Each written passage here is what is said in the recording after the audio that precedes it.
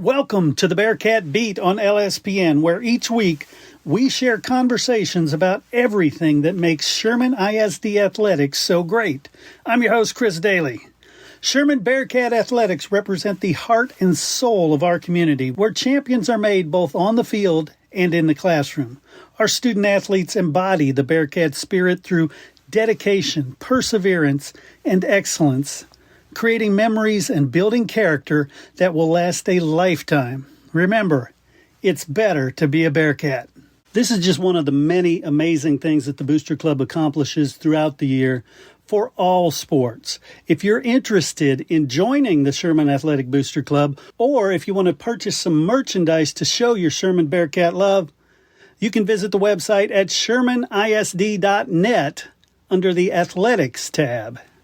All right, everybody, welcome back to the Bearcat Beat. I'm Chris Daly. I'm joined today by Coach Alan McDougal. How are you doing, Coach? I'm doing good. How are you doing today? I'm doing wonderful. What's the weather like there? I kind of laughed out loud when I was driving to work. They were talking about what was going to go on today, and we're supposed to hit 80 degrees. Nice. So it's crazy that 2 weeks ago we're in the middle of a ice storm and miss a week of school, and we're going to hit 80 in February today. So it's crazy. It's crazy, but I'd rather have 80 than negative 10. Absolutely. I'm not griping. I just thought it was pretty comical. Yeah. So let's kind of do a recap on where things stand for Sherman Athletics at this point in the school year, because we're a little past the halfway mark. Yeah. Well, I mean, to be quite honest with you, we're not where we want to be, but I do think we're making strides to get there. I'm a big process-oriented person, and I think too often when you focus completely on results, you miss some really good things that are going on. Now, obviously, in competitive athletics, results are important, and that continues to be important for us. But I do think that there are some things in place that are hopefully going to get us to the place that we all want to be, which is a little bit more advantageous on the scoreboard. But we're really doing some good things in our process of getting there. Nice. Well, let's talk about the process here, because like you said, you may not have the results just yet that you're looking for, but what are the positive signs you're seeing from the processes you put in place? I think the biggest thing is that you've got some potential situations that could be defeating on an athletic standpoint, in which I continue to go and compete. And if I'm just basing my happiness or satisfaction on the results of the game, you could get beat up pretty quick because our results have not been what they want. But man, a perfect example is the fact that we beat Denison, and granted, that's a big win for our boys program the other night. But they have not had a bunch of success on the left side of the standings, and I can't tell you the appreciation that those guys were showing towards their head coach. And to me, that represents the work and just what he and his staff have poured into those guys. And I think they wanted to beat Denison, but I think more than anything, they wanted to do something for their coach. And I think that's just one specific illustration of lots of things that are going around. The relationships that we are building with these people in our program are kind of paving the way and setting the foundation for this thing to start going. I know I look out my window and we've got a new stadium going up, and it seemed like forever that they were just working and working and working, and there was nothing that went vertical. Well, it took a while to get that foundation set for things to be able to be set forth that they're going to stand on for a long time.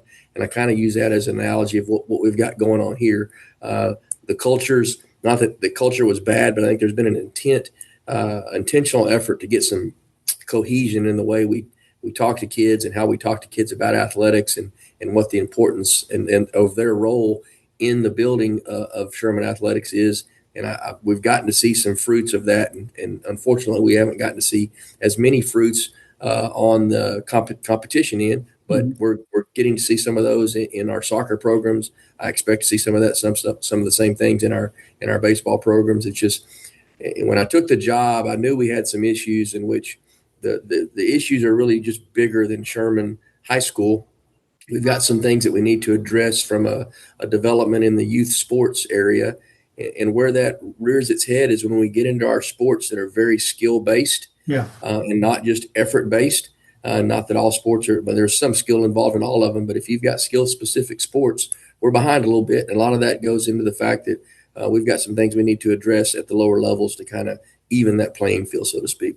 Nice, nice. And I loved your analogy of the progress of the stadium, because it reminds me of, the biggest wave to crash into a beach started off as a tiny ripple out there in the ocean, and it Absolutely. grows and grows. I love that.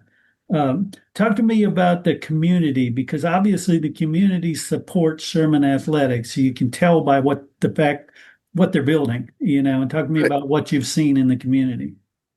I mean, like we've talked before, I'm born and raised in Sherman, and my parents and my brother. I mean, we're all Bearcats. My parents were academics as well and worked through Sherman ISD.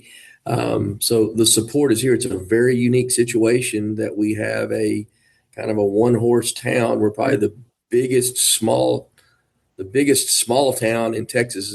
I know Coach Allman has talked about it that way, and there's some realness to that Yeah. because the feel is community, and it's very unique. And I think it's something that we have to play off of to get this thing going in the direction that everybody wants. Everybody's was used to in the past.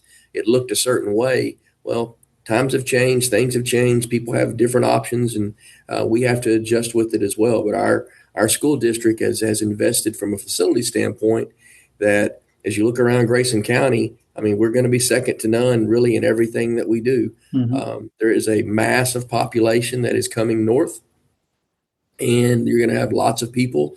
A ton of people are for sure going to work in Sherman with these plants that have popped up.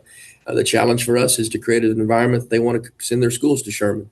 And we've got to do a really good job of publicizing what we have. That's kind of been the most eye-opening thing as I've sat in this seat. Is I'm not, and it's been a positive as well. And the fact that I think where we lag behind is just really showing people what we have to offer. And Yeah. I think when they see that, then I think their eyes are open and they want to kind of scratch further than the surface to see what Sherman ISD has to offer. And to me, if I can get them to scratch that surface, I think they're going to like what they see.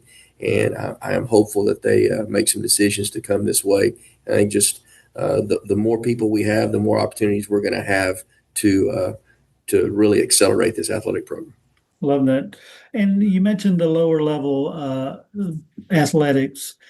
How do you grow that? What is the process of getting the lower levels activated? I think the biggest thing, the biggest thing that I've looked at, and where I'm kind of hanging my hat on this, is the fact that we need to do things specific to Sherman. I think we've gone and grabbed some models from some suburban areas Hmm. that absolutely have worked in those suburban areas, and there's suburban areas that we can get to in 20 minutes in the car.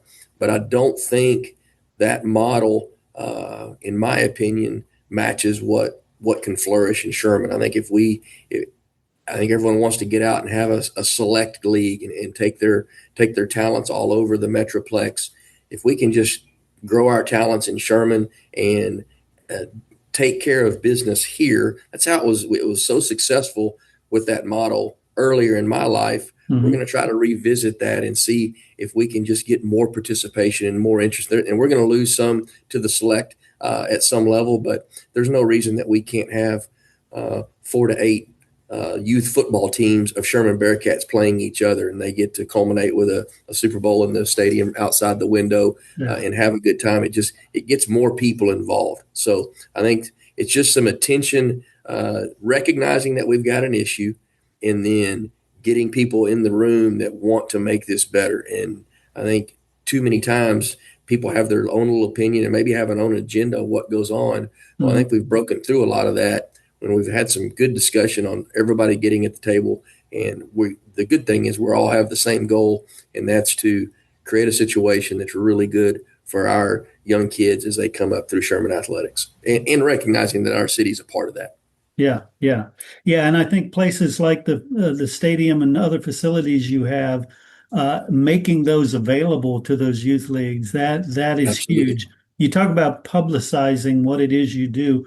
Other than something like this, which is a great way to reach people, what are some other ways that Sherman Athletics publicizes?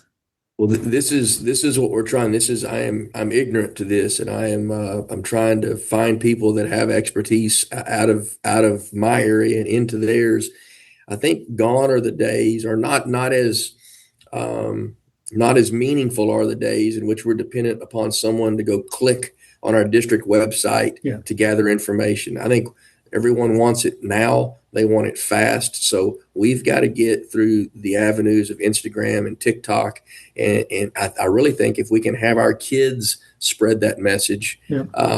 I think it's something that could become dinner table conversation. And then it would lead to the parent going and doing a little bit more research through our website. But to get the conversation started, we've got to reach these social media avenues that have been more, in my opinion, kind of untapped, Yeah. especially from the athletic end in Sherman ISD, because we've got some really, really awesome things to offer that I think if people see as they are shopping around, and in this day and age, whether you like it or not, people shop. If they saw what we have to offer, I think we become part of that conversation. No, I love that. I love that. And we'll definitely have some conversations around that because there's some schools and some districts that are doing some amazing stuff, especially in social media. And I'd love to chat with you about that. Let's talk about the big thing that happened recently, realignment, reclassifications. Give me your thoughts. Well, I mean, it is what it is, and whether you can get, I mean, happy, sad, I don't know whether I'm anything. Sherman has kind of been during this whole process. It's kind of it's an oddball in the fact that it sits up here. It's got some size. It's way north, so you've got some availability to throw it all kinds of different directions. You can throw Mhm. it south, you could throw it east. Obviously, you can't throw it north because we'd be into Oklahoma, Right. but you could also throw it west, and we hadn't been that way in quite some time. But here's where we go, at least in the football standpoint. So our travel budget will certainly not be able to be cut over the next 2 years with our football team. But the reason I like it more than anything is it is a different look than what we've had. Yeah. Um, I mean, can we compete with the Friscos? Absolutely, we can compete with the Friscos. But I think you get into a mindset that we're just competing against this monster of Yes. Frisco itself that has all these different tentacles and all their different high schools. That sometimes that's a little bit of an opposing uh, uh, mental block that I'm not sure that it should be, but it's there in Right. reality. Where with this, I mean, I don't think many kids that we have right now in our schools even know where Azle, Texas is. So they're going to get to find out, and we're going to get Right. to see some different opponents, do some different things, see some different parts of our great state. And I just like the fact that that part is going to be something that will be pretty advantageous mathematically. With us being in a 7-team district, I think we have a better mathematical opportunity to do some things. When you're in an 8 or 9 team district, obviously the math potentially could work against you. So Mhm. I think that helps. Now, on the other end, with our non-football district, we are in a bigger district, so that math does not work in our favor. But it is what it is. Those are typically more geographically based, where the football one has a tendency every now and then, like it did here, to stretch you out a little bit. Yeah, definitely. And you mentioned Frisco and publicity. Uh, Frisco is a perfect example of the star is kind of like what sticks in people's brain, and Absolutely, it's still kids playing football, you know. So for sure. you're right, and that kind of feeds into okay, yeah, Sherman needs and with their new stadium has some of that publicity going around it. So I love it. I love the new district for football, but like you said, other sports a little rough.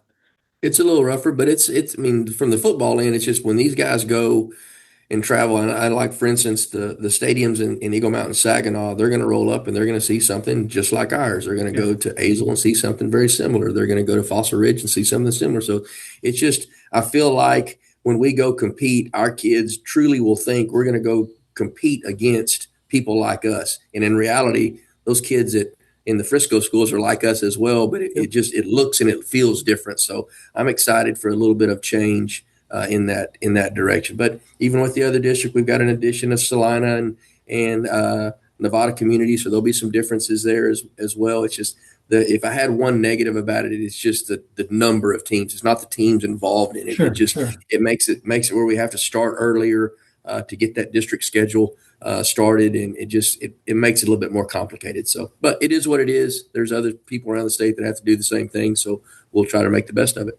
That's true. That's true. I kind of like officials, I can't fault officials because even though you see calls that you think are bad, I can't fault the UIL for realignment. I see some crazy decisions, it seems, but I've also been in that room with them where they're, used to do it with rubber bands trying to figure it all out.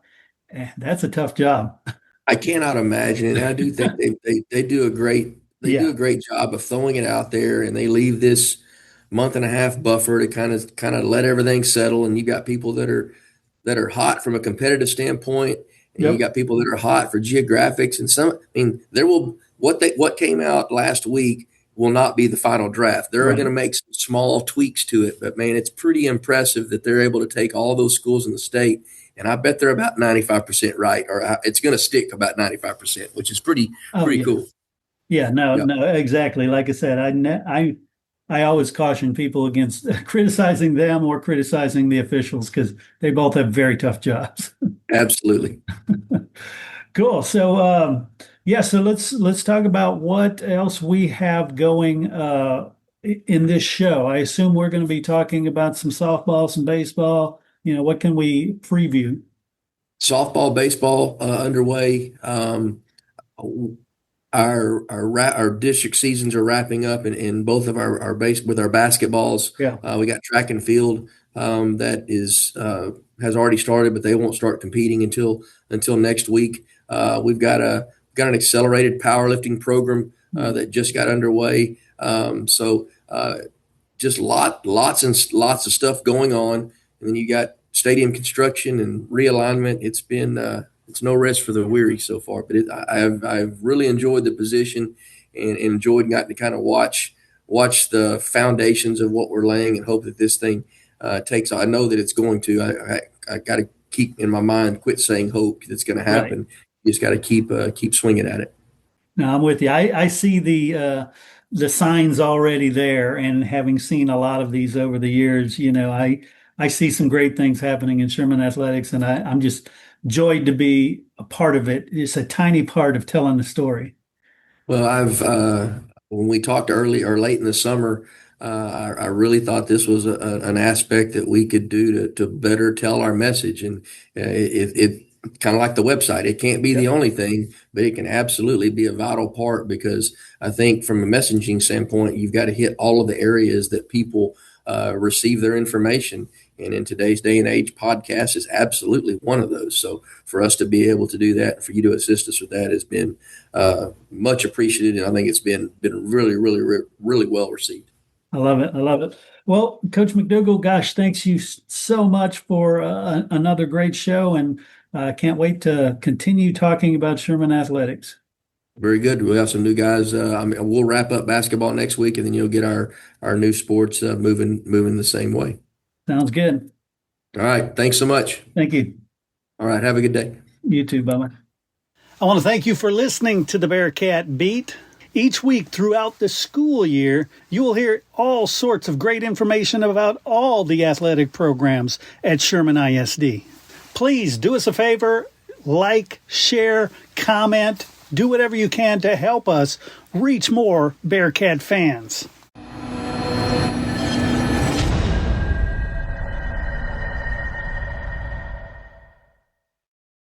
Hey Coach, Lone Star Gridiron has been the leader in Coach's Show podcasts for 20 years, and now you can get your own Coach's Show podcast each week during the season as a fundraiser for your booster club. Yes, booster clubs all over are using these podcasts to help their sports programs. You get to share the stories of your program and your kids to a huge audience and make money. We started with just football, but this year have expanded to make them available for all sports. Call 713-269-4620 to find out the details and get your Coach's Show started.